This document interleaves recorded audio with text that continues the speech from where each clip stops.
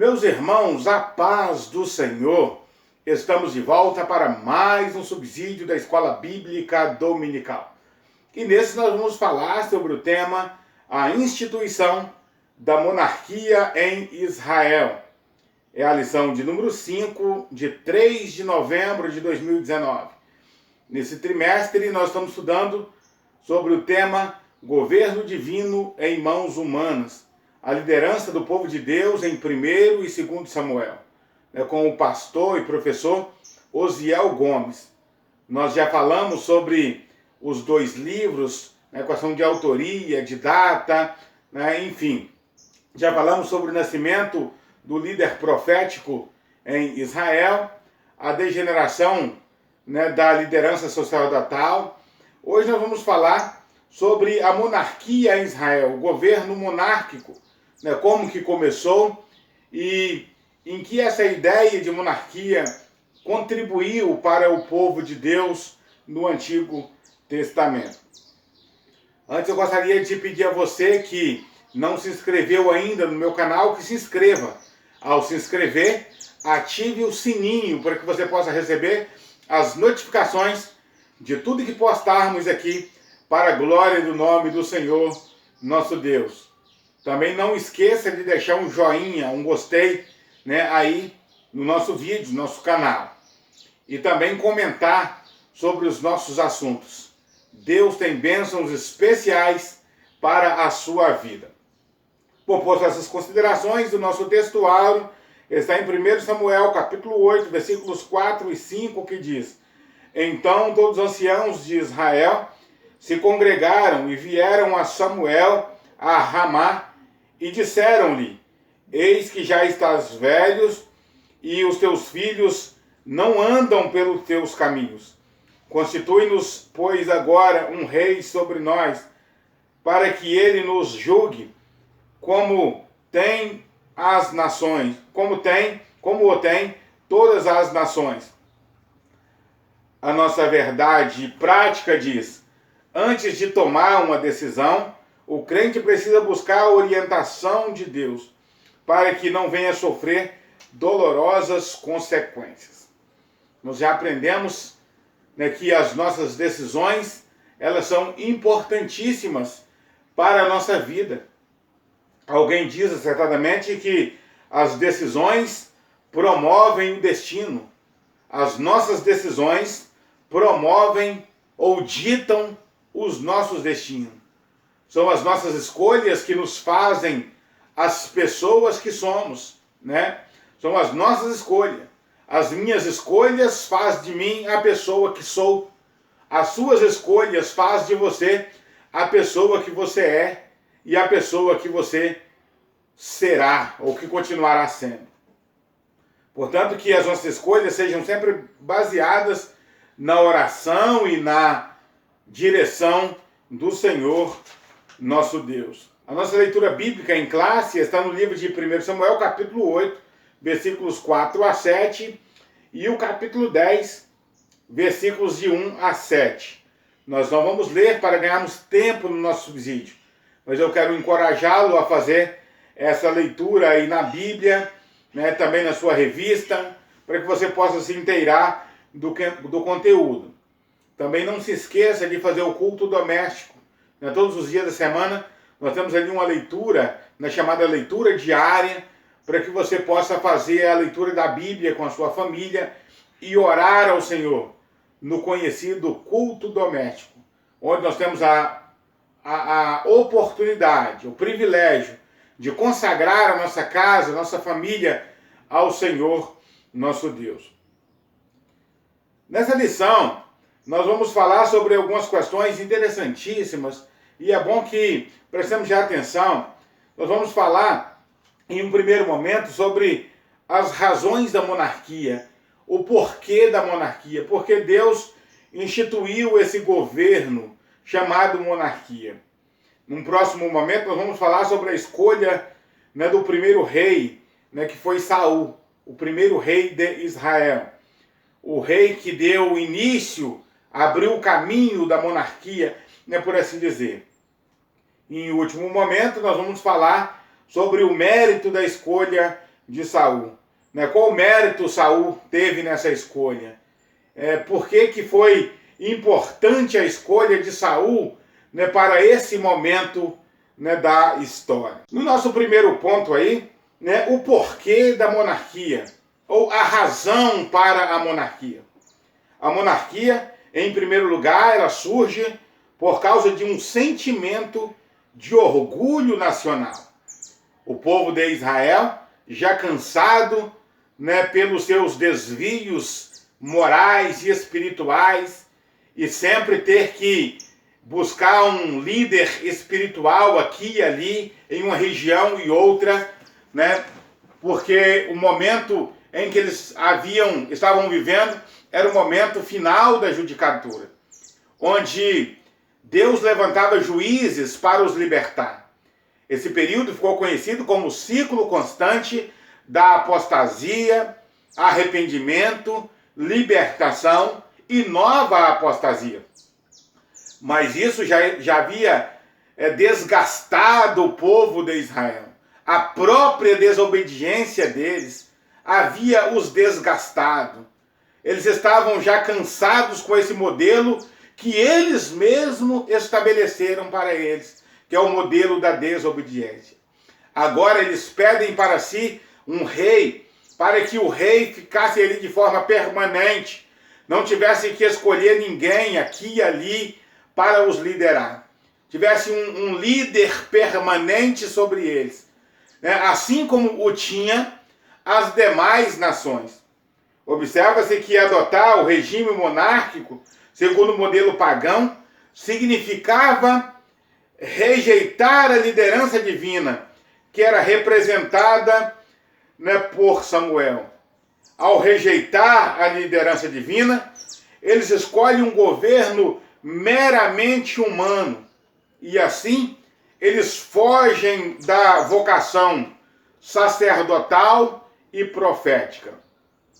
O governo estabelecido por Deus, pela liderança, né, de Samuel, era um governo de total dependência. Eles haveriam de depender exclusivamente de Deus. Samuel era o seu líder, juiz e sacerdote, que dava as diretrizes guiado por Deus.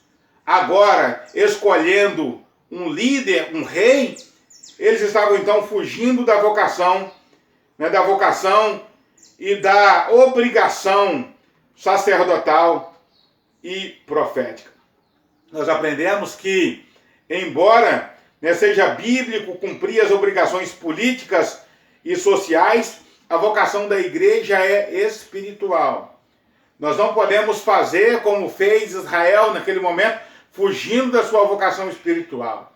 A nossa vocação, ela é espiritual. A igreja precisa se manifestar politicamente também, né? A igreja, ela tem um mandato político também, mas a obrigação, né, a vocação principal da igreja não é a política, não é as coisas desse mundo. A vocação principal da igreja é levar almas a Cristo, é trabalhar para o reino e para o fortalecimento da obra do Senhor nosso Deus. Jesus disse certa vez: o meu reino não é desse mundo, né? O meu reino não é desse mundo. Se o meu reino fosse desse mundo, eu lutaria por ele, né? Eu lutaria por ele. Mas agora, né, o meu reino não é daqui. A igreja também, o reino dela não é aqui. Israel deveria saber disso, que a vocação dele era uma vocação espiritual. Deus havia deixado claro para Israel essa ideia desde que saíram do Egito, né, até caminhar por todo o deserto e até se estabelecer em Canaã. O povo de Israel tinha claro isso, ou deveria ter claro essa ideia que Deus deixou desde o início para eles. Mas eles preferiram fazer como as demais nações. Diga-se de passagem, nações pagãs. nações que nada tinha a ver, né, com o Deus de Israel. Nosso segundo item aí, né, o porquê da escolha, né, da monarquia, foi o fracasso dos filhos de Samuel. Né? Samuel foi um líder tão eficaz que a Bíblia diz que nenhuma das suas palavras caiu por terra. Um homem de um caráter ilibado, de um caráter íntegro, um homem fiel e sincero ao Senhor. Mas os seus filhos não seguiram o seu modelo, não imitaram a sua personalidade e o seu caráter. Desviaram-se do Senhor. Uma coisa interessante é que Samuel é diferente de Eli. Ele não fazia vistas grossas pelos pecados de seus filhos. Essa era a grande diferença entre Samuel, que agora está na liderança do povo de Deus, e Eli, que outrora esteve na liderança do povo de Deus. Fazia vistas grossas com os pecados dos seus filhos. Samuel, embora sabia que era duro ouvir o que os anciãos estavam dizendo, ele sabia que era verdade e não iria tolerar o pecado dos seus filhos, né, de maneira alguma. Não iria passar a mão na cabeça dos filhos como fizera Eli, de maneira alguma. Portanto, Samuel, ele sai da história de maneira honrada. Ele sai da história de maneira gloriosa, né, de uma maneira excelente. Ele sai da história honrado por Deus. Nós sabemos que, biblicamente, não há problema, né, dos filhos do líder suceder o seu pai no ministério. Um homem que é pastor de igreja, pastor presidente, né, como nós gostamos de chamar, não tem problema os seus filhos, né, genros, né, tomarem conta, né, serem levados, né, a substituir o pai, né, o sogro. Não tem problema, desde que esse também seja chamado por Deus, tenha a vocação, né, divina para o santo ministério. Aqui o que ocorre é totalmente inverso. Os filhos de Samuel não tinham condição alguma de suceder o pai. Não tinha moralidade alguma, né, para suceder o pai na vocação sacerdotal. E isso foi um grande passo, um grande quesito para que a monarquia fosse instalada. Uma outra razão, outro motivo, é a rejeição do plano de Deus. Né? Escolher a monarquia naquele contexto era rejeitar o propósito divino. Deus sabia da necessidade de instalar a monarquia. Ele havia falado sobre isso. Basta lermos Deuteronômio capítulo 17, versículo 14, que nós vamos ver que no tempo certo, Deus daria a monarquia para Israel. A monarquia, ela deveria sair da linhagem de Judá, né? Deveria sair da linhagem ou da tribo de Judá, conforme nós lemos, né, no livro de Gênesis, no capítulo 49, versículo 10. Porque o cetro não se arredará de Judá até que venha Siló. A monarquia, as diretrizes da monarquia deveria sair da tribo de Judá e não ao contrário, como acontece aqui nesse contexto. Quando nós lemos, né, a instrução de Deus para a monarquia, o desejo de Deus era que o rei não amontoasse mulheres para si, não amontoasse cavalos para si, não amontoasse ouro para si. O desejo de Deus era que o rei, né, tivesse apego ao reino de Deus, à nação de Israel, e não a apegos sentimentais, amontoando mulheres, né, como aconteceu ao longo da monarquia. Essa era a vontade de Deus. Não era que amontoasse cavalos de guerra. Deus não queria que Israel confiasse na espada, na lança, nas flechas. Deus queria que Israel confiasse absolutamente e plenamente nele. Isso não aconteceu ao longo da monarquia. né? Tudo que Deus pediu, tudo que Deus mandou que acontecesse, os reis fizeram o contrário. Deus pediu que não amontoasse mulheres, eles fizeram um harém para si. Deus pediu que não amontoasse cavalos, eles fizeram, né, frotas de cavalos para a guerra. Basta observarmos no tempo de Salomão, né, que havia muitos cavalos de guerra preparados para a luta. Deus pediu que não amontoasse ouro, riquezas. Eles deveriam confiar nas riquezas divinas e eles fizeram totalmente diferente. Portanto, esse momento em que o povo de Israel, eles pedem um rei, eles o fazem totalmente contrário à vontade de Deus, rejeitando os propósitos divinos. Mas é bom que se diga que, mesmo quando o povo, eles perdem a paciência, eles não têm paciência de esperar a vontade de Deus, Deus não perde a perspectiva, né? Deus não perde a liderança, Deus não perde o controle quando nós nos descontrolamos. O que ocorre é que a impaciência produz a precipitação. Quando nós não temos paciência para esperarmos a vontade de Deus, nós nos precipitamos e tomamos caminhos contrários àquilo que Deus quer para a nossa vida. Consequentemente, nós sofremos, né, com as nossas escolhas, nós sofremos com as nossas decisões e com a nossa precipitação. No nosso segundo ponto aí, a escolha de Saul como rei. Né? Por que Saul?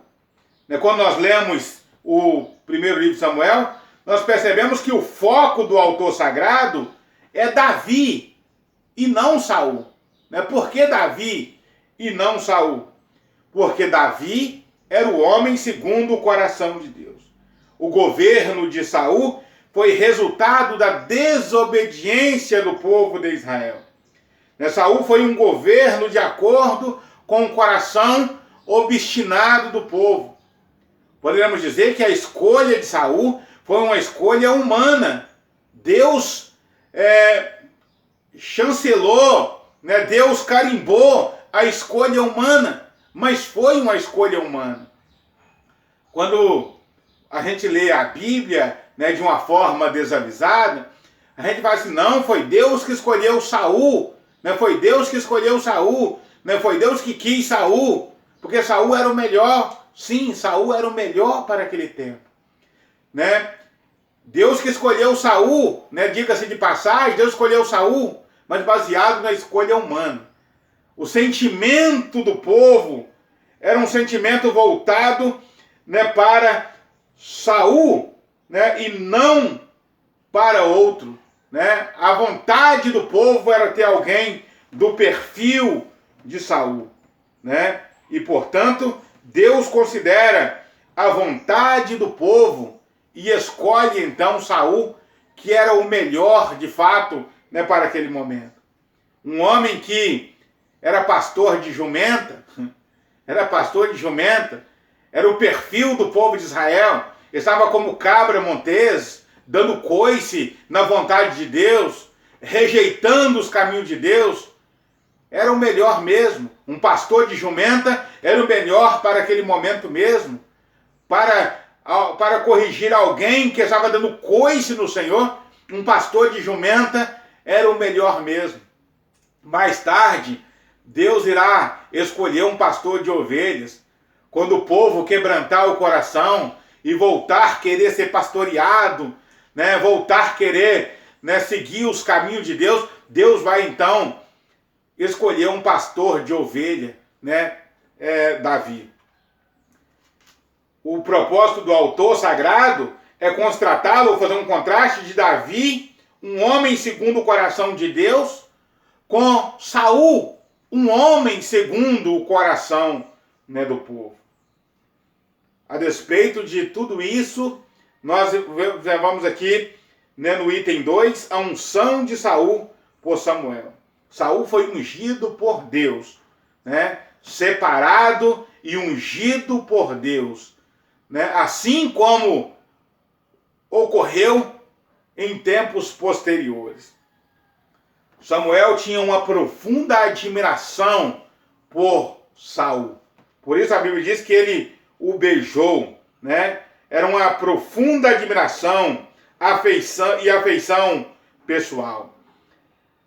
E quando Samuel derrama o chifre de azeite sobre a cabeça, né, de Saul, essa cerimônia ela simbolizava a investidura divina para o exercício do cargo. Né? Os que são separados por Deus para a sua obra têm a unção do Espírito Santo e a capacidade, né, que vem do alto, né, para exercer o santo ministério.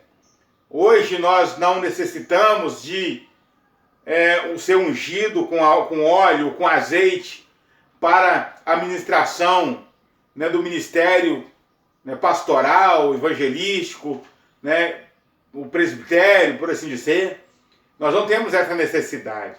Né? Paulo, ele vai falar lá na sua carta a Timóteo, 1 Timóteo 4:14 e 2 Timóteo 1:1:6, né, que basta a imposição de mão do presbitério, a imposição de mão dos obreiros, né, sobre a pessoa que vai ser separada para o santo ministério. Né, seja como for, o que precisa para o obreiro é a unção do Espírito Santo, a capacidade do Espírito Santo. Isso Saul recebeu. Saul não fez as coisas certas ou não fez as coisas erradas por falta de unção. Não, ele era ungido por Deus.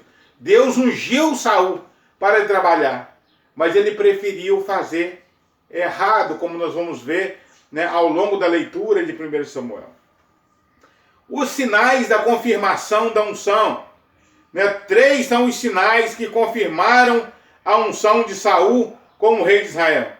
Primeiro, Saul, ele encontraria as ovelhas perdidas. Logo saindo da presença de Samuel, ele encontraria as ovelhas perdidas. Mais à frente, né, no sepulcro de Raquel, ele encontraria 3 homens, né, que estavam ali, né, sobre no Monte Tabor, um levando 3 cabritos, outro levando 3 bolos e outro levando um odre de vinho. Né? Esses elementos eram a confirmação do ministério, né, de Saul. E, por fim, a capacidade de profetizar. Mais adiante, ele encontraria um rancho de profeta. E ele entraria no meio dos profetas e profetizaria. Tanto é que, ao profetizar, se tornou um provérbio. Está Saul no meio dos profetas? Se tornou um provérbio, né, popular para aquela época. Está também Saul entre os profetas? O primeiro sinal representava o trabalho, né, o trabalho de encontrar as jumentas. Era o trabalho que ele teria, né, no ofício de liderar Israel. Encontrar o povo de Israel naquele momento em que o povo estava perdido, desorientado. O segundo, né, apontava para o sustento divino. Né, o pão, o cabrito, os vinhos, o sustento divino. O obreiro precisa estar sustentado pela palavra, sustentado pelo Espírito Santo para exercer o ministério. A jornada ministerial ela é pesada e penosa.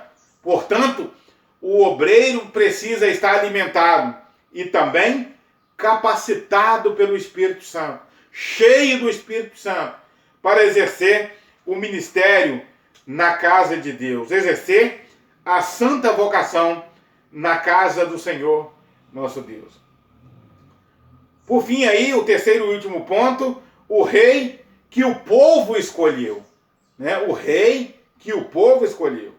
Uma escolha pautada na aparência. Saul rejeitou a palavra do Senhor. Assim, brevemente, Deus daria ao povo um rei segundo o seu coração. Brevemente, né, um brevemente que durou 40 anos. brevemente, que durou 40 anos. Então, meu amado irmão, minha amada irmã, preste bem atenção, que as nossas escolhas, elas podem nos custar um tempo grande, um tempo que talvez não estejamos preparados para enfrentar. 40 anos sofrendo debaixo do jugo de Saul, isso era muito tempo. Mas, brevemente, na visão de Deus, né, certamente, Deus daria o homem segundo o seu coração, né, Davi. Um homem que iria lidar ou liderar de acordo com a vontade de Deus. Entretanto, para o povo, Saul era o candidato que enchia os olhos. O mais alto de todos, o mais bonito de todos, um homem com os cabelos longos, né? E um homem com a aparência genial, né? Diga-se de passagem, né? Se fosse hoje, um galã de novela. Um galã de novela. Era o homem ideal para aquele momento, que preenchia os requisitos humanos para estar naquele cargo. No entanto, nós sabemos que o ideal divino para o povo de Deus não era aquele. Aquele não era o ideal divino. Mesmo assim, Deus nomeou, né, Saul para aquele cargo exatamente porque o povo queria aquele homem. É interessante que se diga, né, oportunamente, que quando nós escolhemos governantes que fazem tudo contra a palavra de Deus, depois a gente ficava dizendo assim, mas é Deus que escolhe o governo, é Deus que estabelece o governo, a gente tem que orar e respeitar, porque é Deus que faz. Meus amados irmãos, o nosso Deus jamais escolherá alguém que é contra a família, que é contra os valores morais, os valores cristãos. Deus jamais escolherá alguém para colocar no governo, seja no governo municipal, seja no governo estadual, seja no governo federal. Deus jamais escolhe alguém que é contra a sua palavra. Então, deixamos, meus irmãos, dessa simplicidade. A gente, quando chega no momento da eleição, a gente vota em alguém que é contra a família, que é contra os valores morais, né, contra os valores cristãos, e depois a gente diz que foi Deus que colocou eles lá. Meus irmãos, no governo democrático, não é Deus quem escolhe o governo, meus irmãos. Somos nós que escolhemos. E ao escolhermos, precisamos arcar com as nossas escolhas. Deus, ele chancela, ele nomeia aquele que nós escolhemos. Essa era a situação, né, do povo de Israel. O povo escolheu Saul e Deus chancelou, carimbou a escolha do povo. Mesmo que o povo não dissesse, né, na urna, porque não tinha eleição, mas todo o povo tinha essa concepção. Saul seria bom para nós. Se Saul tivesse na nossa liderança, seria muito bom. Se Saul fosse nosso líder, seria muito bom. Deus ouviu o coração do povo, a intenção do povo. O povo de Israel, a essa altura, na sua grande maioria, era inclinada para Saul. Deus ouviu a intenção e a inclinação do povo e escolhe então exatamente o homem que estava no coração do povo. Portanto, depois, Deus vai dizer, eu já achei Davi, o homem segundo o meu coração. Porque Saul não é segundo o meu coração, era segundo o coração do povo. Os direitos do novo rei. Ao pedir um rei, né, para a nação, Saul foi enfático ao dizer, olha, quando tiver um rei sobre vocês, o rei vai ter muitos privilégios, ele vai ter poder sobre toda a nação, né? Ele vai ter poder a ponto de escolher pessoas para servir na guerra, para servir no trabalho do campo, para servir na cozinha real, na implantação de impostos, no confisco de escravos para o trabalho, na produção de perfume e na cobrança dos dízimos e da produção. Samuel deixa claro que o fardo seria pesado. Um povo que não estava acostumado a contribuir liberalmente, voluntariamente, teriam que contribuir às duras penas, porque o rei não iria pedir, ele iria cobrar. Quando precisasse de alguém para trabalhar na cozinha real, ou para fazer parte do harém do rei, ele não iria pedir uma moça, ele ia mandar buscar essa moça. O pai não teria mais o poder sobre a sua filha, sobre o seu filho. Quando precisasse de alguém para o exército de Israel, o pai não podia dizer se o filho ia ou não. O filho simplesmente teria que ir para a guerra, enfim. Mesmo assim, o povo, eles não dão ouvido a Samuel e dizem, não, nós queremos o rei, né? Deixa acontecer o que tem que acontecer, nós queremos o rei mesmo assim. As exigências descritas por Samuel faziam parte do novo sistema político que o povo tanto desejava. Um padrão desenvolvido pelas nações gentílicas, né? Um padrão que era totalmente igual ao que ocorria nas nações pagãs. E o que Deus jamais queria para o seu povo. No Novo Testamento nós temos as recomendações, né, de como o cristão deve encarar a política, como deve tratar os seus governantes, a quem honra, honra, a quem tributo, tributo, né? Honrai ao rei, né? Honrai ao governo. Nós vamos honrar o nosso governo, mas quando o nosso governo é contra a palavra de Deus, nós precisamos nos opor ao governo. Importa-nos obedecer a Deus e não aos homens, né? Diz Paulo, né? Diz Pedro e João, né? No Sinédrio. Importa-nos obedecer a Deus e não aos homens. Quando o governo fere a vontade de Deus, os princípios divinos, nós não podemos obedecê-los e seguir a cartilha deles, né? Como eles querem, né? O novo sistema político e o aspecto teológico.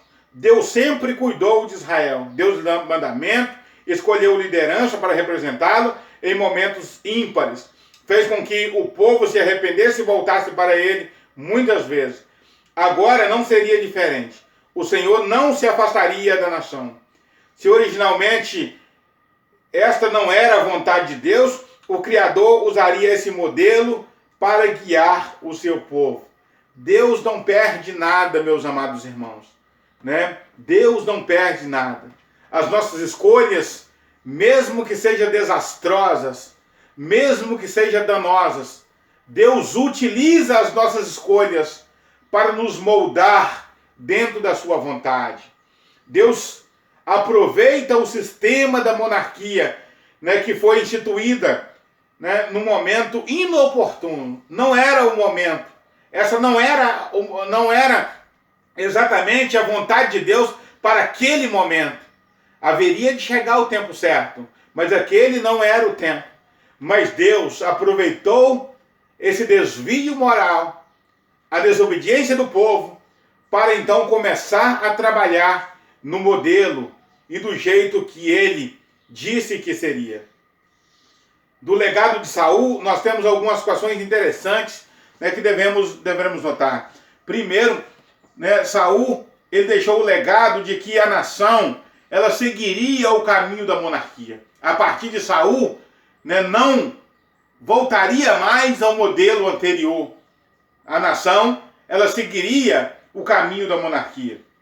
Saul também deixou uma estrutura de governo, ainda que pequena, porque no tempo de Saul, o povo vivia nas tendas, né, nos acampamentos. O rei estava em tendas, não tinha um palácio, né, para o rei. A estrutura de governo ainda era pequena, o exército de Israel ainda era pequeno, mas deixou essa estrutura, ainda que pequena, para que o próximo rei, né, Davi, né, pudesse então aperfeiçoar. E deixou também algumas vitórias, né, sobre os inimigos de Israel. Conquistou alguns povos, né, que era inimigo de Israel. Os povos que foram conquistados, né, que foram vencidos, né, por Saul, agora não tem mais, né, o perigo ou a necessidade, né, de Davi ter que enfrentá-los. Que Deus nos ajude, que Deus nos abençoe, para que observamos, né, como o povo de Israel desobedeceu ao Senhor e as consequências da desobediência, para que não desobedeçamos ao Senhor, para que sejamos guiados pelo Espírito Santo, guiados por Deus, e façamos conforme a vontade de Deus, e não conforme a nossa vontade. A nossa vontade, meus irmãos, ela é enganosa. O nosso coração é enganoso. Diz o profeta Jeremias: enganoso é o coração dos homens, mais do que todas as coisas. Quem pode conhecê-lo? Que sigamos o coração de Deus e não o nosso próprio coração. Até um próximo vídeo, se Deus quiser.